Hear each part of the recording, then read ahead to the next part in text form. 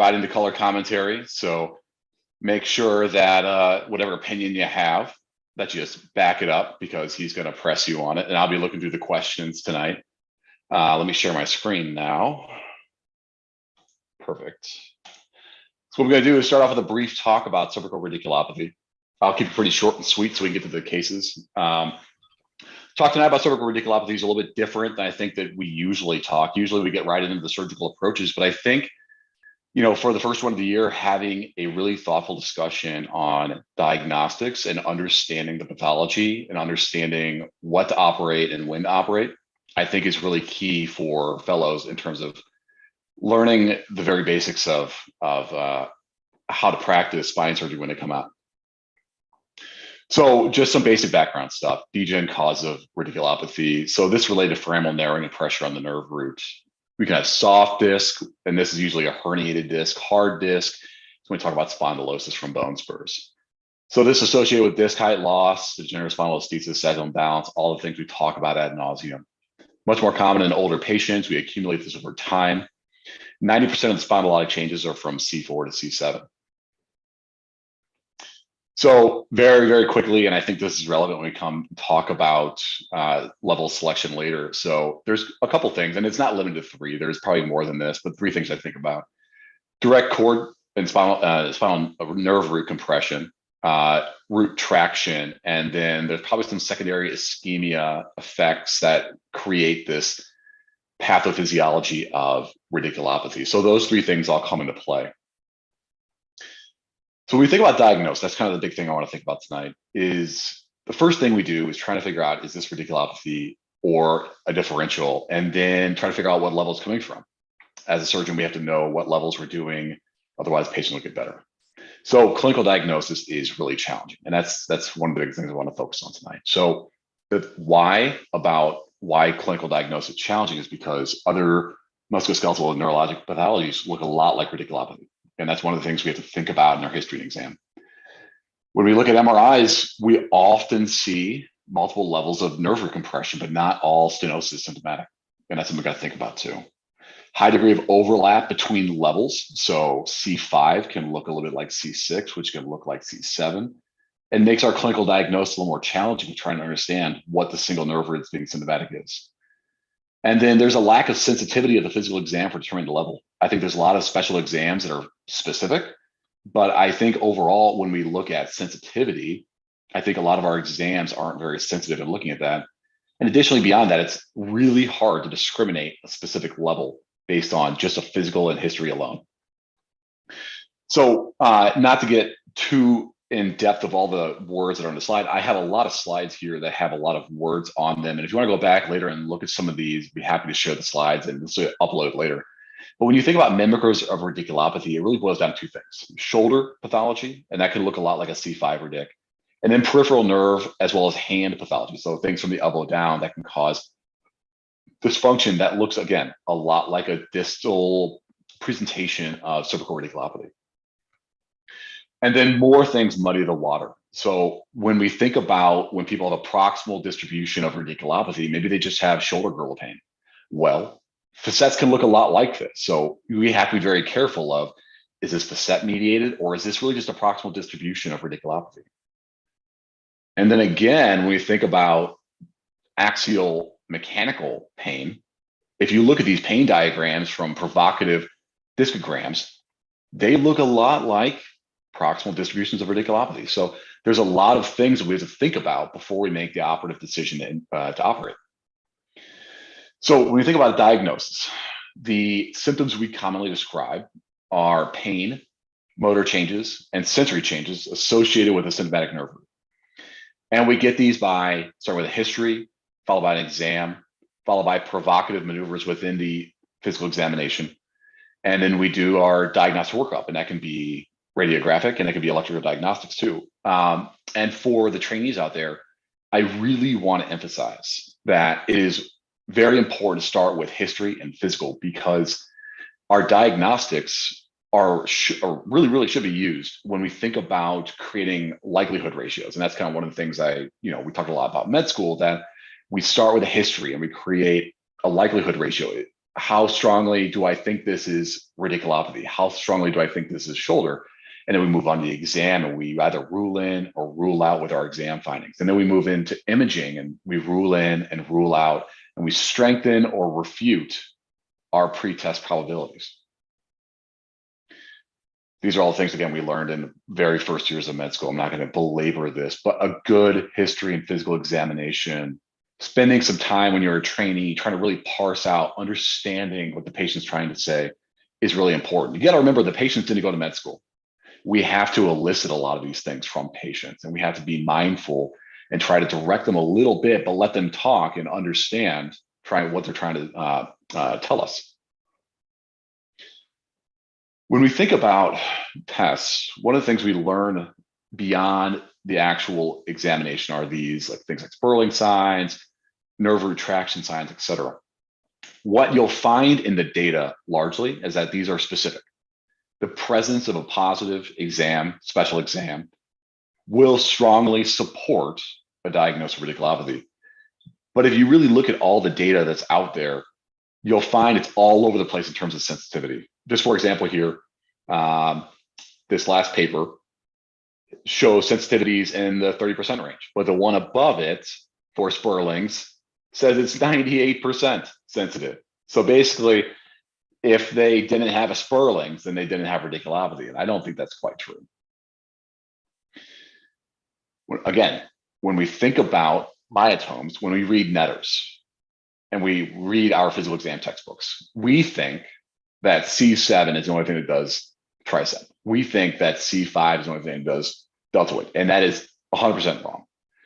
We know that a lot of the major muscle groups are polyinnervated, and why that is because of brachial plexus. We have tons of crossover within the plexus as they leave the spine. Additionally, there's tons of anatomic variations, and there's a lot of great videos I know that that CL Spine Foundation puts out that looks at a lot of these anatomic dissections. And if you have a chance to watch some of the videos by Tubbs, they are fantastic, and I really highly recommend them. When we think about plain x-rays, these are some of the things we think about in terms of first thing we look at when we look at radiographic diagnosis. So this is the first place we look at degenerative disc disease, osteophytes, we look at alignment, we look at subluxation, we look for those rare things too, like fractures and neoplasias and infections. Again, those aren't probably the best being seen in x-rays. You may see them from time to time. It's important to pick those up and look for those, at least cursory, when you look through images as well. When we think about the diagnosis of cervical stenosis, the MRI is superior for the evaluation of soft tissues. And I'm talking about disc, I'm talking about foraminal stenosis, I'm talking about spinal cord. So this is our go-to examination for that. We'll see things like stenosis of the foramen and the axial cuts. We'll see things like compression of the spinal cord. Again, really look at the spinal cord as well. Look for myelomalacia, look for other changes. Don't be afraid to ask for metal subtraction sequences. One of the things that I think that we forget to ask on is if they have any metal implants in their neck, ask for metal subtraction sequences, especially with the older generation cervical disc arthroplasties. And then one of the things I always teach the fellows to look for as well, don't just look for the foramen. If you're thinking about operating on a patient, always look for vasculature. The one thing we always think about is vert position. So making sure that it enters the foramen at whatever level that you see. Don't just assume it enters at C6 because you'll be surprised. Additionally, making sure that it doesn't have a medial approach to going through the disc space or going into the vertebral body, and it can affect your approach or change your approach. Other things to think about are when we operate higher in the cervical spine, the retropharyngeal carotid, making sure that you understand where the carotid position is. CT myelogram is good for people that have metal in their body that can't get a MRI. Now, a CT also is superior in a couple different arenas. When we think about OPLL, this is the best diagnostic test. You can't, I would say, accurately, definitively say someone has OPLL based upon an MRI, but I think that you can make a strong argument for it. You should be very mindful of getting a CT scan if you have any inclination of you have OPLL in the spinal canal. Additionally, this is a test that I think is helpful for understanding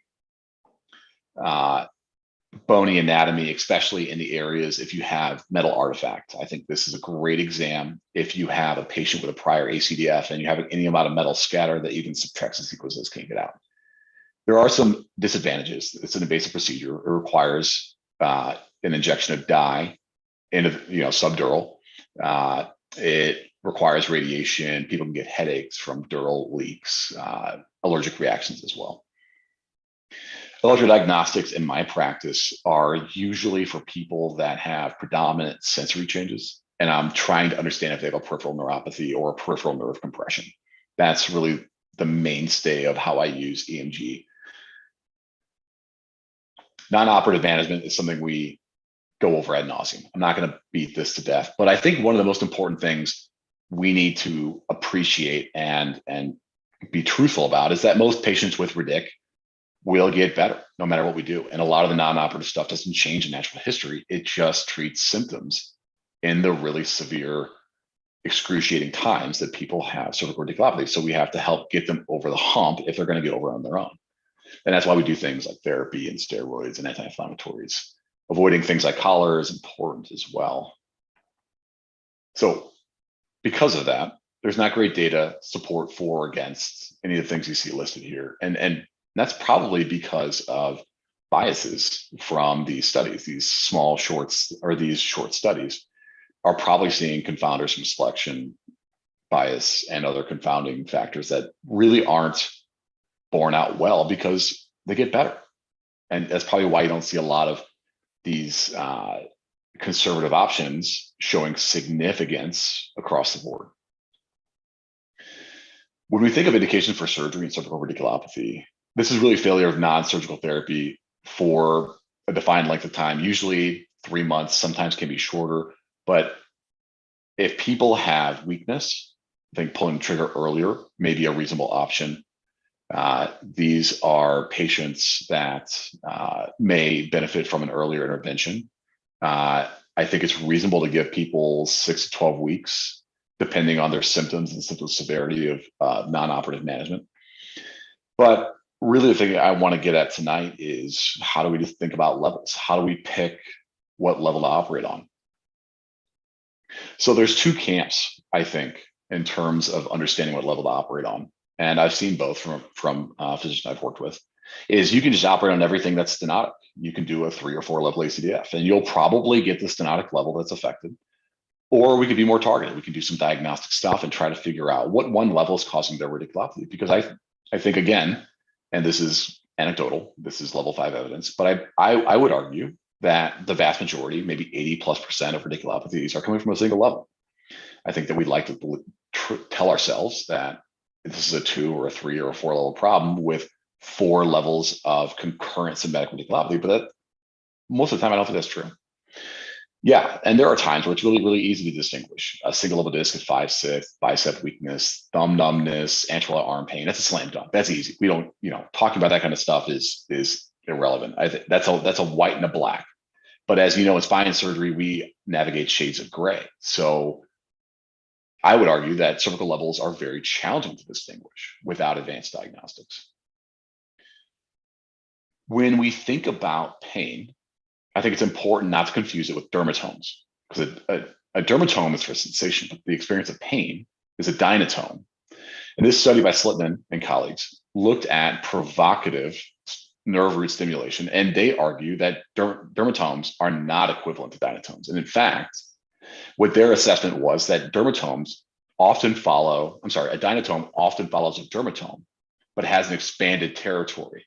And because of that, it overlaps fairly significantly with the other nerves that course out the cervical spine. So C5 and C6 and C7 can all have a very similar presentation if you're not careful.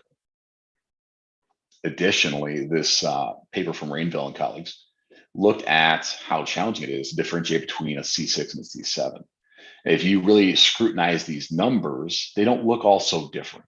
I mean, yeah, at C6, they have more thumb numbness, it's more thumb pain. And yeah, at C7, they have more dorsum of hand, but there's a lot of scenarios where they have almost almost identical pain distributions. So, this is an Indiana Spine Group talk about cervical radiculopathy, and I think you guys know where this is going. So how do we decide levels in the setting of multiple levels compressed and equivocal exam findings? So we use selective nerve root injections at Indiana Spine Group.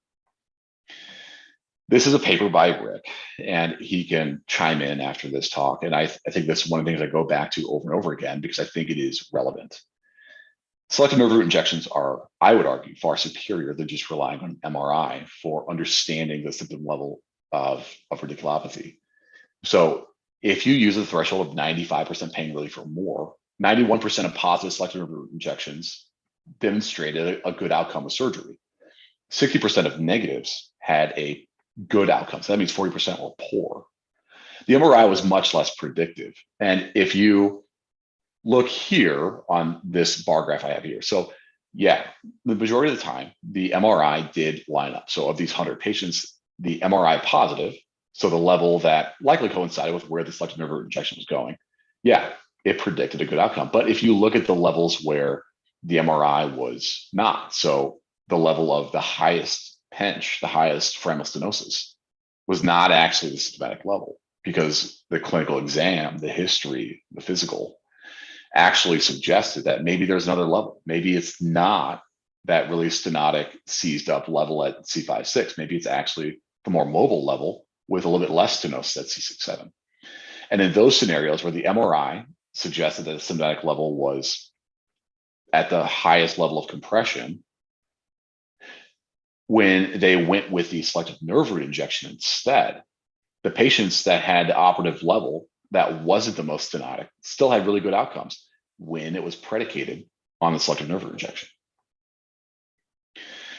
When you think about therapeutic efficacy of nerve root injections, again, I think we begin to fall back into natural history of disease. And I think that what you're seeing here with these results is largely going to be these patients were going to get better on their own. And we just helped them through that really typical process, or they needed surgery and their stenosis was just too severe.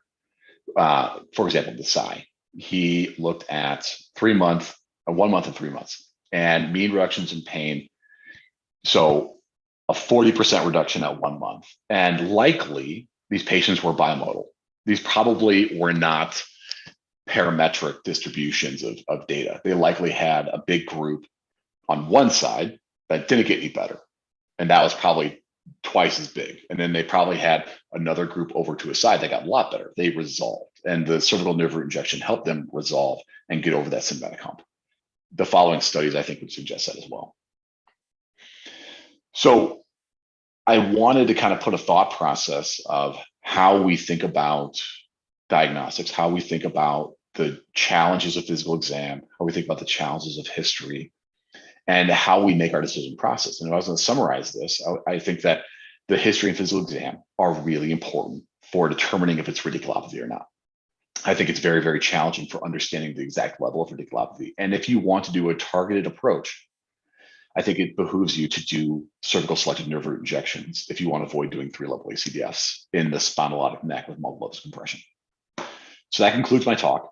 I'm going to hand it over to is it Alan or Tina? Which one of you guys was first? I'll go ahead and start. All right, this is Alan McGee. He's one of our fellows. I'm going to stop sharing my screen. Can you take it over, Alan? Yep, I will wait. There you go. Perfect. And as you get going, I don't see any questions. Just looking at the DMs. So we all know it goes down in the DMs. All right. Nope, no questions. All right, go for it. All right. Just want to introduce myself. I'm Alan McGee, one of the current spine fellows in Indiana Spine Group. So thank you for letting me present today.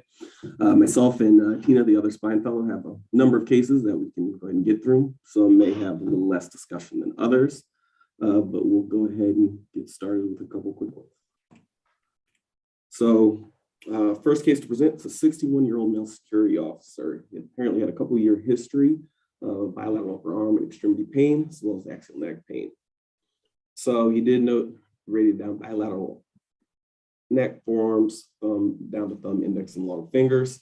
He also did note subjective weakness with biceps and triceps. Non-operative treatment modalities did not fare him well, and it's gotten to the point where he's unable to perform his job safely. Notable, his exam did not demonstrate any motor or sensory deficits. He did have positive provocative maneuver with positive spurlings on both the right and left side. So I'm going to start with just a couple AP lateral radiographs of the spine. So it does demonstrate evidence of a multi-level degenerative spondylosis, some anterior occipite formation as well. Is most notable at 6'7", a little bit at 5'6". Also can see some degenerative thesis at 4'5" and 5'6" as well. So I have some just key MRI images. So we have the T2 weighted axial and sagittal cuts. First, this is a couple of cut slits at 5 and 6. Able to see some bilateral or right worse than left foraminal narrowing here, as well as looks like some disc ossify complex there. You can also see still right worse than left foraminal narrowing. And then we see down at 6'7", looks like even a little bit more significant bilateral foraminal narrowing as well. Other levels were not too exciting. So next question is how to proceed. So right now it seems like based on history, exam was not too telling, more of a bilateral C6 versus a C7 radiculopathy. So further diagnostic workup, you can consider selective nerve injections, 1 or 2 levels. Otherwise, you could proceed with surgery. Again, I listed the pretty much all option anywhere from ACDF to cervical disc, posterior foraminotomy, anterior foraminotomy, Joe procedure, which we actually discussed earlier this week in conference. You could also consider addressing 1 level versus 2 levels. Which looks worse? What would you consider? So always feel free to interrupt or discuss. But we ended up, again, Indiana Spine Group, proceeding first with bilateral selective nerve injections at C6. So these are just some fluoro images. They demonstrated, plus the notes by our non-operative spine colleagues, that pre-procedure pain was noted as 7 out of 10. Post-procedure pain was a 1 out of 10. So that was a diagnostically positive injection. And this injection did actually provide some limited therapeutic benefit. He did have some relief symptoms for a few weeks, but those did return. And he presented back to us to discuss surgical options. Going forward, based on the successful injections at C6, as well as the sustained therapeutic benefit, we proceeded just with the ACDF at C5 and C6, given that it did provide therapeutic benefit with the injections, and we were able to potentially avoid proceeding with a 2-level procedure that he may not have needed. So that is the first case for discussion. Wanted to see if there's any thoughts or comments.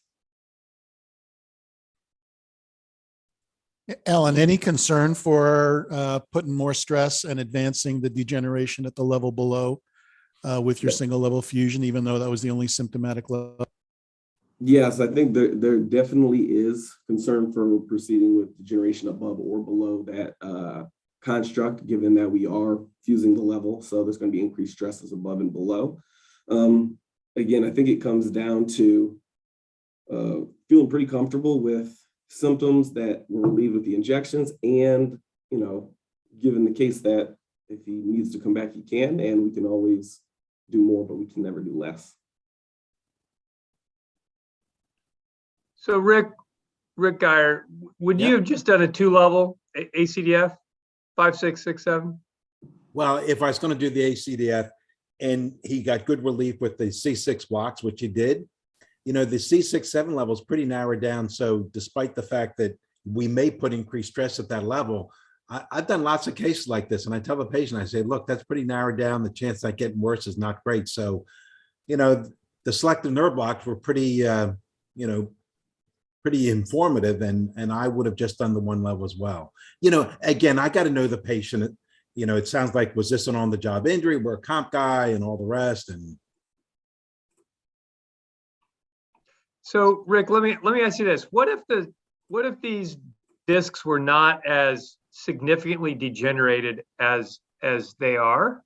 Would you consider an arthroplasty? And would you consider an arthroplasty at 2 levels or just the 1 level at C5-6 with the selective nerve sleeve injection results that they are? well, then I probably would have gotten a CT, because and you'd have to go back and show me the picture again. I thought actually 1 level was much worse in terms of foraminal stenosis. I didn't think that the 5-6. C5-6 level, if you go back here, the 6-7 looked much worse foraminally than the 5-6 did. So I'd probably get a CT scan and I'd look at the 6-7 level and see if that's really narrowed down. And if, again, they got great results from the C6 nerve blocks and he wasn't as narrowed down and you felt you could get a nice decompression and do the disc replacement, sure, I'd do it. I'd just do a single level. I wouldn't necessarily do a 2 level. So tell me, how does the CT scan help you? And is it a plain CT or is it a CT myelogram? No, just a plain CT, Rick. It's just that, I've been burned too much, very early on. I wasn't decompressing bilaterally as vigorously as I do now, just removing that little tip of the uncus when I do the cervical arthroplasties. And I've gotten burned once or twice. So I just get the CT because, I did one patient that got relief on the affected side. Then they came back, months later, started complaining the opposite side. And lo and behold, I didn't do a really an adequate decompression the other side because it didn't look as bad. So, and for the framing, these are not bad studies. This is a pretty good MRI scan. But where I have problem is when you see the midline, either osteophytes or disc, you don't know if it's all hard, if it's a little PLL or what. So that's where I find it to be very valuable. Jack, is there an indication for an arthroplasty in this case? Well, if you're trying to preserve accelerated degeneration at an adjacent level and everything else is okay. I mean, if the guy's T-score or his history doesn't suggest that he's osteoporotic, osteopenic, if he doesn't have any instability, if he doesn't have so much bony disease that you got to resect a lot, then sure, you consider it. But it's not a hard and fast thing. I think we've all been disappointed both ways, where you do 1 level and the patient comes back 6 months later with adjacent level, whether you've done a fusion or an arthroplasty, or where you've done 2 levels and you just kind of always say to yourself, did I really have to do that or not? As Rick Geyer said, 6-7 is pretty degenerated. It doesn't, it can't go too much further over the cliff.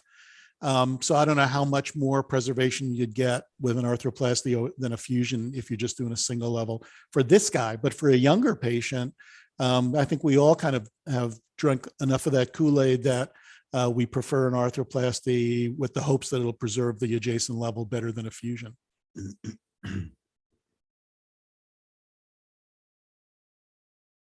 All right, Barrett, we have another case. We do. We'll go on to the next case. So case number 2. So the 41-year-old male, multiple year history of neck and primarily right arm pain. Radius down the periscapular area, anterior deltoid down the inferior lateral arm. We included the patient's noted pain man, who also shows some medial sided arm pain as well. He does note experiencing weakness, shoulder elevation, as well as biceps function.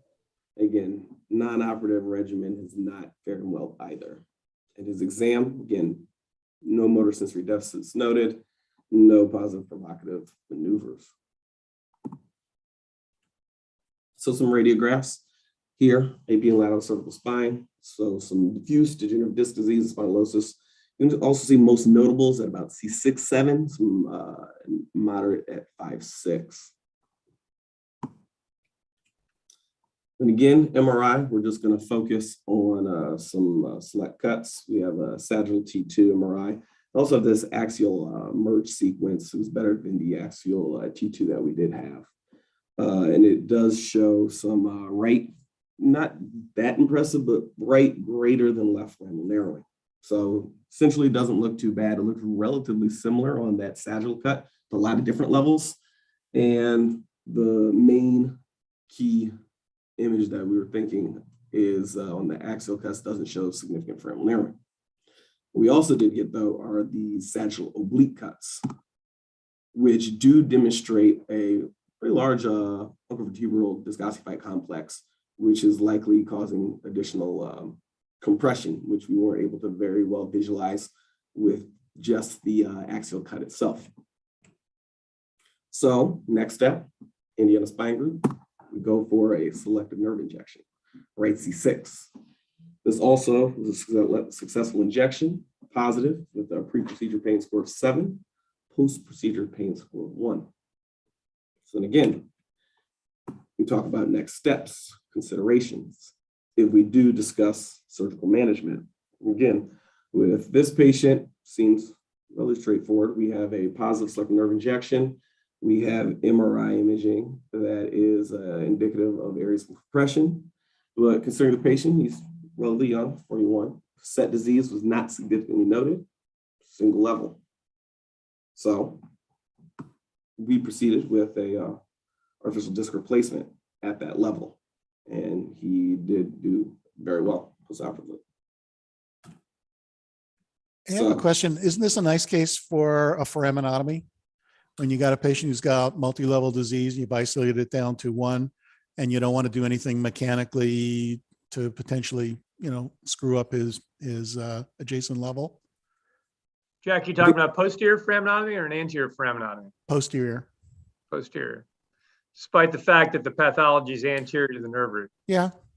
Yep. It's like untying your shoe when you have a rock in the bottom of your shoe, right? Yeah, but there's a lot of people who firmly believe it that will still help.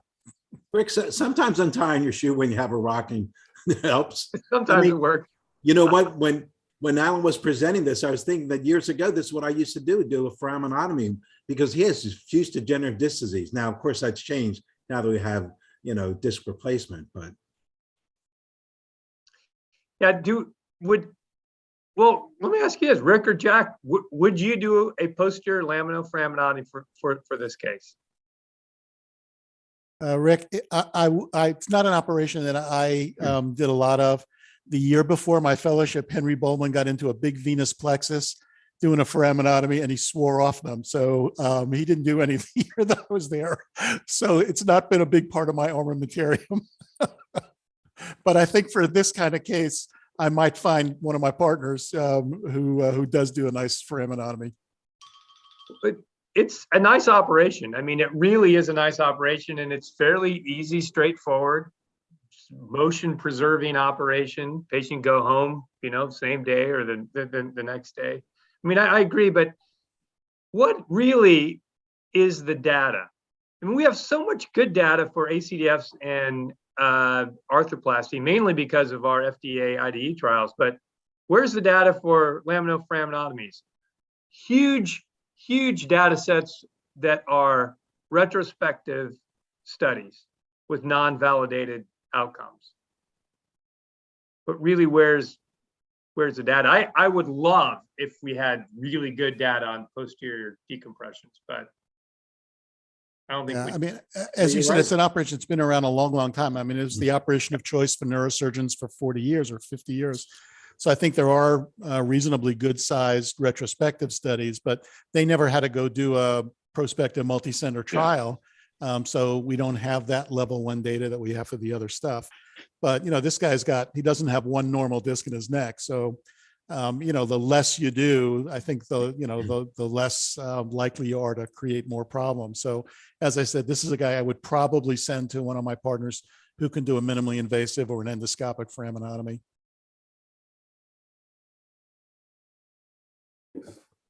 Me too. Really, you do it from the back. You do it from the back, Rick. I mean, Rick, when Alan showed this case, that's exactly what I was thinking of. Multiple level, and we've seen these for years and years. These were the ideal case that when I was doing, the foraminotomies, and then I started doing some of the tubes, and I don't do them anymore. But this would be the ideal person. And again, it was before we had arthroplasty, and to do a fusion of this guy you worry about, are you going to accelerate the adjacent level? So, I'm not criticizing the disc replacement. I think it's fine. I would argue with this guy's neck, the X-ray, I mean, the level's already worn out. Like how much worse can they get? Like this guy's already pretty gosh darn worn out everywhere. I think this is dealer's choice for whatever you want to do. Yeah, I mean, I'd probably do an ACDF on this. I think there are people that would have done a 5-level ACDF on this. That's right. Well, Barrett, like So you said, in I your applaud talk, you for being selective. well, Barrett, like you said in your introductory talk, I mean, you really have to make a specific diagnosis, because there are a lot of folks, as Jack said, they would do, 3, 4, 5 levels. Say, oh, well, I think they got radiculopathy in L4 and L5 and C6 and C7, which I agree with you. I think usually it's one level that's really hurting a patient. Yeah. And we talk a lot about the challenges and the disadvantages of fusion or foraminotomies. Really, I think the most important thing here is that if you can keep it to one level, I think whatever you end up doing in a 41-year-old is going to work really well. What's not going to work well is a 5-level fusion. Yeah, So this all is well not this done, guy's well done. last operation. The one thing we know is it's not his last operation, and so plan out what may happen in the future. Would you guys who have done more disc replacements than we have, if you've had a previous laminoforaminotomy, is that a contraindication? A well done one? Is that a contraindication to one day giving them a disc replacement? Certainly not for an ACDF. But does that make you hesitate about doing a laminoforaminotomy? I mean, I don't want to get Rick upset, but I would get a CT to see how much of the facet they took and, check their flexion extension. But if they're not unstable and, there's a reasonable amount of the facet left, no, that's not a contraindication, provided I think that I could, get the decompression, because sometimes, I mean, I'm not, one of these people that drills out the uncus till you see the vertebral artery, by any means, like Dan Rue. But if I think I can get a decompression, then I'll do it.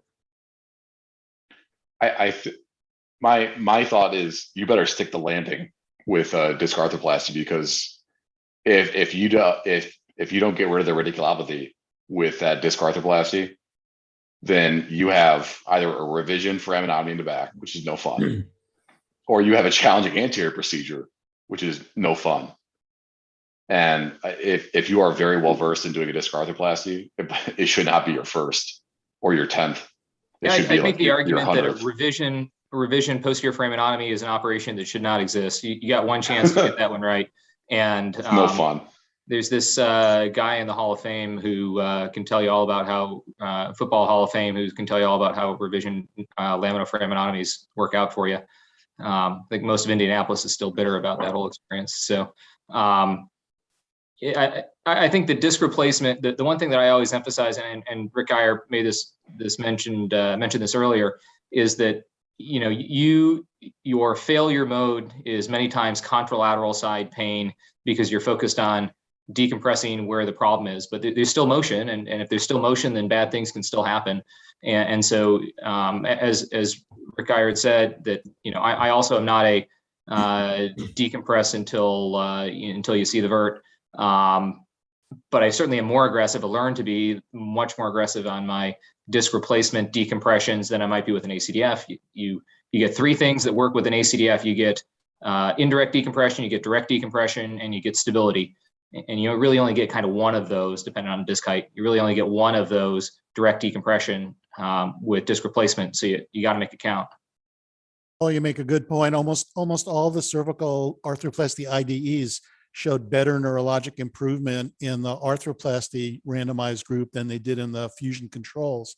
And one of the reasons, I think, is just that we were more focused on doing a symmetric foraminotomy on the ones that were going to get an artificial disc, and a little more lackadaisical about the asymptomatic side or the less symptomatic side in the ACDF group. So I think arthroplasty's kind of made us better surgeons, whether we're doing an arthroplasty or a fusion, because we're a little more compulsive about the quality and the symmetry of our foraminotomies. Yeah, I think, no question, Jack. I think we do a much better decompression than we all learned with, when we did the anterior cervical fusions. I mean, we just would go after the disc or the bone spur on the one side and hope that the fusion would let it melt away. But in many cases, it didn't. think this would be a good time to transfer to Tina, because we have 20 minutes left, because there's 2 cases, and hopefully we'll have some good discussion from Tina's cases. So Tina is one of our fellows as well, and she's going to present a couple cervical radic cases. All right. Hi, everybody. Just give me a second to pull up my slide deck. Okay.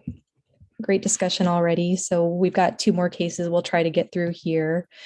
So this is our 3rd case. This is a 63-year-old gentleman who has a history of a prior C5-6 ACDF done about 2 years prior, that had an acute onset of shoulder pain after playing golf. He described this pain as radiating down through his triceps and forearm and ending at the wrist. He also thought that his triceps was weak, and he had tried some anti-inflammatories, a Medrol dose pack, and some Flexeril without great pain relief. Here's just a picture of his pain man that he filled out while he was in clinic, kind of showing his pain distribution, starting at the neck and then radiating down the posterior arm on the left side. And his exam was notable for 3 out of 5 strength in his triceps on the left. So starting out with some plain radiographs, here's AP and lateral views of his cervical spine. You can see his prior C5-6 ACDF that's there.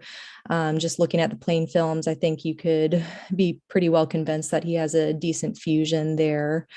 And hard to see kind of distal to that, but decently well preserved disc faces, more proximal to his prior fusion.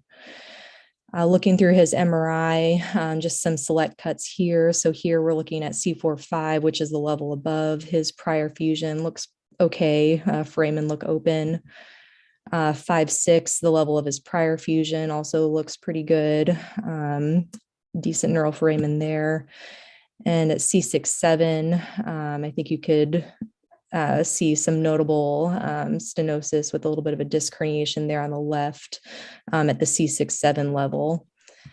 As Alan pointed out, we do at our facility get some sagittal oblique cuts that can be pretty helpful in looking at the foramen. And here is just a left-sided sagittal oblique cut with that dotted line showing where we're cutting through on the sagittal image. And you can see there at C6-7, there's a nice little disc herniation kind of sitting in the neural foramen. So next steps for us in terms of diagnosis, we really wanted to clinch it. So we sent him for a left C7 selective nerve root injection, and we considered this a positive test. Pre-procedure pain, he noted as an 8, and he got complete pain relief, post-procedure pain of 0. So we took him for a revision C6-7 ACDF. And I think in revision scenarios, you can kind of open a can of worms in terms of some additional surgical considerations that I would pose to the group. And they're kind of listed here on this slide, and I can kind of open them up for discussion. But I've seen different things between the different surgeons I've worked with here so far. One question is approach. Do you use the same side? Do you get an ENT evaluation and approach from the opposite side so you're not struggling with scar tissue? Another question is, how do you assess your fusion at C5-6? Do you trust your plain radiographs? Do you get any preoperative CT scan to try to take a look at it? Or do you rely on just intraoperative, what you see when you get in there? Do you take your hardware out first or last? It may change your surgical plan, or it may help kind of protect the fusion you've had proximal to that as you're working. And final question is whether or not you abridge your prior fusion with the plate when you go in for your revision. Great questions. Rick Guyard, do you approach the anterior cervical spine from the same side every time? Or yeah, even though I'm left-handed, I like the left-sided approach. Now, if they had a previous right-sided approach, and I'm sort of old school, they say if they're not hoarse, you don't have to get the ENT to look at them. I'll get the ENT to look at them, and I'll go on the left side just to look the vocal cords. If they've had a previous left-sided, I'll go back in the left side. The scar tissue, fortunately, because the structures in the neck are very mobile with the swallowing, the esophagus moving up and down, and and the trach as well. I've not had a terrible time with the scar tissue. You just got to be very careful. All right, so let me make sure I understand. So on this case, assuming that you did the 5-6 level, you would have approached 5-6 on the left side. Correct. And on this, assuming you're going to do 6-7, you'd approach from the left side again? Yes. You would, no matter what. Only if, unless they had an infection there and they were scarred down, then I probably get the ENT guy. But Okay. no, I normally go on the same side. And would you go through your same incision, or would you try to make an incision distal to your previous incision? Well, I probably On would the have left done side. I probably would have done a disc replacement. So once they're asleep, I'll take X-rays and I'll put, a curved hemostat over where the other incision is. And if the skin was mobile up and down, I might go through the same incision. If not, I just go, distally, whatever I needed to do. And I'd explain that to the patient. If it's a female, then I'll probably try to do it the same. But the neck wounds heal really, really nicely. And my experience has been either the incision gets migrated, it gets pulled up, or it gets pulled down. So he might be lucky and we could use the same incision. Rick, that's his opinion. That's not the Right. House opinion, All right, Jack, so let's ask you the same question. Yeah, I would almost always go on the other side rather than look for trouble. If the patient had a history, then obviously I get an ENT guy to do direct laryngoscopy. And if he thought there was any issue, I'd probably have him do the approach. And usually I'll say to them, I would do it on the opposite side. What side do you want? And they don't care. They do those big commando operations after people got radiation. They don't care about prior surgery. So most of the time they'll say, oh, we'll just go through the same incision. But if I was doing it, if the cords were okay, I'm not looking for trouble on my way in. I got enough trouble when I get to the spine. So my choice would always be to go to the contralateral virgin side if there was no issue with the vocal cords. Okay, so Jack, let me ask you this. What side would you have approached, assuming you did the 5-6 level, what side would you have approached 5-6? Yeah, probably left, because that's my standard side. The It's your interesting standard thing, side because it's easier for you. Rick says he goes on the left side, not because of recurrent laryngeal nerve issues, but because he's left-handed and it's easier for him. No, Rick, you misunderstood me. Okay. I started out on the right side. I saw 3 recurrent laryngeals. One was in between C5 and or was across the body of C6, and it was a neurologist's father, and I gave him a neuropraxia. And then I had 2 others, and I said, I'm never going on the right side again. And that's when I started going the left, despite the fact that I'm left-handed. People say I do it because I'm left-handed, but that's not the case. All right, so I love the fact that you just said that, Rick. All right, so you're telling me you go on the left side. I know what the data shows. Because anecdotally, you think there's a higher incidence of recurrent laryngeal nerve injuries with a right-sided approach. I know what the data says is it's equal on both sides, but I personally have seen it 3 times on the right side. I've never seen it on the left side, so I'm staying on the left side. So despite the fact that the literature does not support your opinion, you always go on the left side for That's recurrent correct. laryngeal nerve issues. Okay, Yes. Jack. Until you try to stretch one across the vertebral body, you'll know what I mean. Jack, you agree? I was trained on the left side. I think, traditionally most orthopedists were trained to do a left side approach, and most neurosurgeons were trained to do a right sided approach, because there was some older literature that said that the incidence of recurrent laryngeal injury was more on the right than the left. And one of the neatest things I ever saw at a CSRS meeting, this is a long time ago, but a young Nancy Epstein once raked some neurosurgeon across the coals because he did right-sided approaches, and he had like a 15% recurrent laryngeal nerve injury rate. And she said, why do you keep doing it on the right? And he said, because I'm right-handed. She said, a good neurosurgeon would learn how to do this on the left. and it left an indelible mark on me. All right, Paul Kramer. Yeah. Do you always go on the left side, always on the right side, or you change? So my Wisconsin guys trained me always left. Jens broke me of that pretty quickly, and I do probably 90% on the right side. If it's a previous right side incision, I'm going after it. If no previous surgery, I'm going on the right side because I'm right-handed. If there's a previous incision on the left, I just go on the left, and I hate it, but it's fine. I mean, can survive fine on the left side too.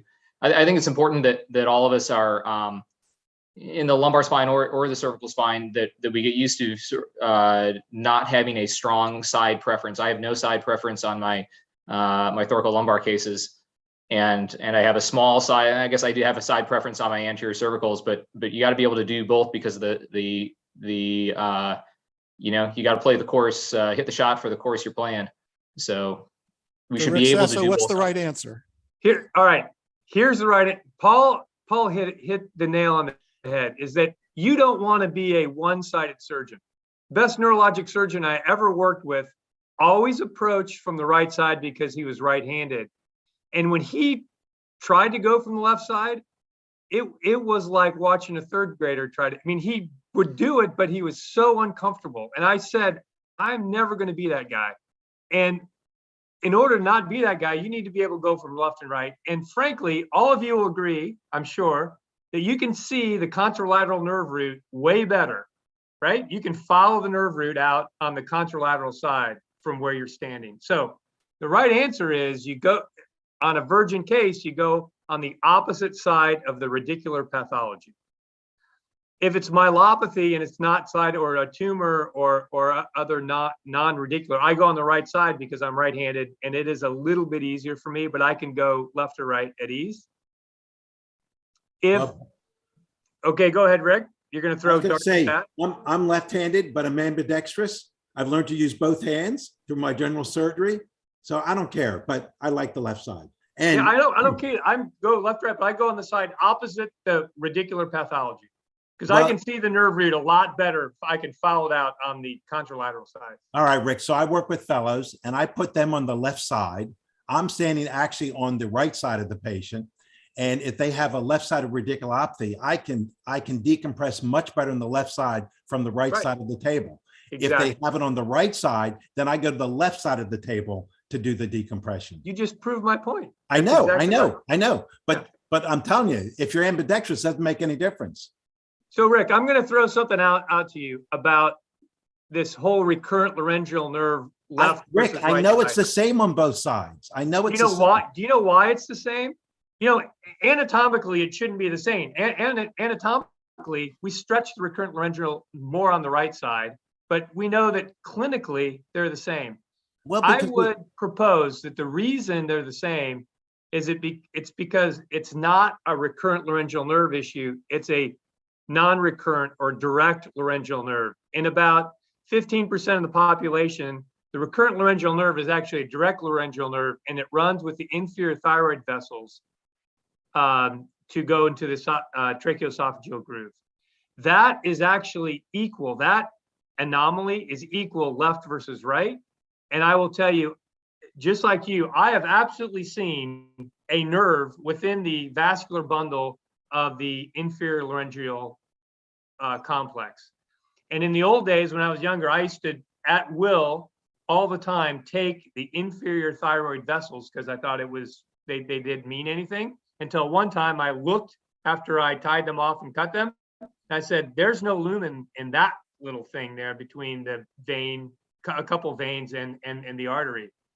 And so I never take inferior thyroid vessels anymore. You just take a little time and mobilize them. But I think that's the reason that there's clinically no difference between left versus right-sided approaches. That's just my opinion. And you know, Rick, there's also other reasons. It has to do the ET tube and the pressure and how much you're tugging and pulling and. Yeah, well, exactly. I'm not sure that's. I mean, who lets down the endotracheal tube once they put their retractors in? Because they believe that the endotracheal tube pressure matters. Anybody? Just put in the literature. Yeah, so nobody does that anymore. I agree. I don't think that's, but I do agree that retraction and pulling, and that's why, and I know this is going to be a lot of people are going to throw a penalty flag, but I do not use table-mounted retractors. I'd much rather use handheld retractors. because I think table-mounted retractors actually have a tendency to put more compression on the soft tissues. Well, wait, what kind of Agree or retractor do you disagree? use when you're working inside the disc? Do you not use some variation of the either the black belts or whatever? Don't you put them under the longus coli? Right, but I don't use retractors that are mounted to the table that you Oh, no. I've never seen anybody do that. blades on a table-mounted retractor. I've never seen anybody do that. Oh, you We've never haven't? done it. No. Oh, yeah, there are a lot of people that do that. Jens Chapman just in the chat brought up a great point, and I completely agree with it. Most of these complications of anterior cervical surgery are due to length of time of the operation.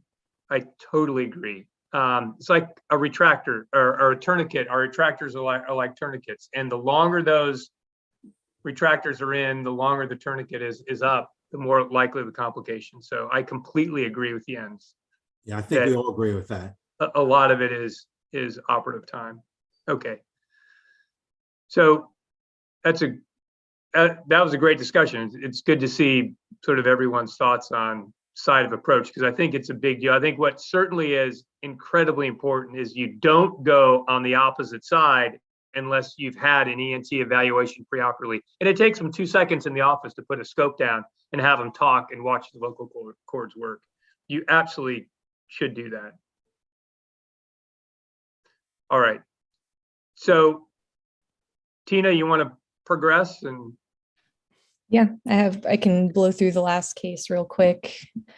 So that's our last case. Try to make it fast since we're running short on time, but this is a 55-year-old guy. He's a kickboxer.